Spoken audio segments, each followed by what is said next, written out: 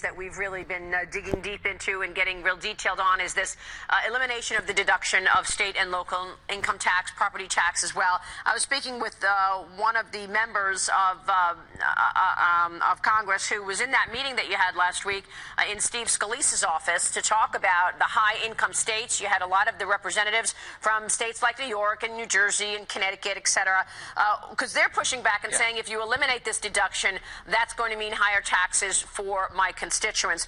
What are you considering in that regard? Would you put a cap on the amount of money you could deduct? Is there a way to get around this, given you're getting so much pushback for the elimination of that one deduction? Well, look, let's start in that meeting where we agreed, which is we need to lower taxes at every level for all Americans, regardless if they're in a low-tax state or a high-tax state. That's the first point. Second is they like the postcard approach where we keep the home mortgage deduction, the charitable incentives, the child tax credit, and helping people with college. Absolute agreement there. What we're trying to do is find a way forward to make sure that those who are in high-tax states like New York and Illinois and California see tax relief as well. It's stunning how high their property taxes, their sales taxes when they go to the store, their income taxes are. And as you know, the current tax code double taxes most Americans, taxes them high at the local level, then taxes them artificially high at the federal level to give a tax break for some. So we're working to make sure that we can provide tax relief for families in those high tax states as well. So are you considering right now putting a cap on the deduction? Like, for example, if you make any more than $400,000, is that the number? Then you can't deduct it.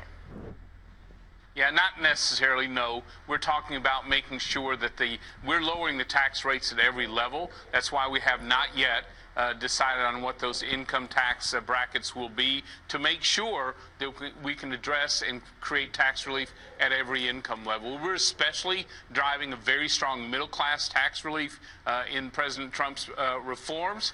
We intend to do that up and down the level, and so I think really the focus will be more on where those brackets are set and how we address that painful subject of property taxes. Man, that hurts families in every state. And so we're looking at that from a home ownership and from a local deduction issue. Well, that's the thing. I mean, in for example, a Peter King district, you're talking about property taxes on, average people at $15,000 and up, $25,000 in property taxes, even more in some areas. So would you consider a cap on that? Is that what you're looking at, different levels? And if you make or have that kind of a cost higher than a certain number, then maybe you will be able to deduct it? Well, not necessarily so. Too early to tell. That's why we're having these discussions right now and trying to find out, what is that median household in Peter King's district? We know it's around 70,000, but that family of four is a little over $100 and some thousand. They may well be itemizing. Let's look at how we deliver relief for them, because right now, look, they're getting taxed high locally. They're getting artificially taxed higher at the federal level out of Washington. Now, how do we stop that double taxation? How do we make sure we lower those rates and people just pay what their local taxes are? That's, we think, what the key is. That is exactly the point. And you look at a Governor Cuomo, and he says this: remember, New York State is the #1 donor state to the federal government. We pay $48 billion more in taxes than we get back. Then they take away the deductibility of state and local because they don't want to subsidize New York State. What do you say to him?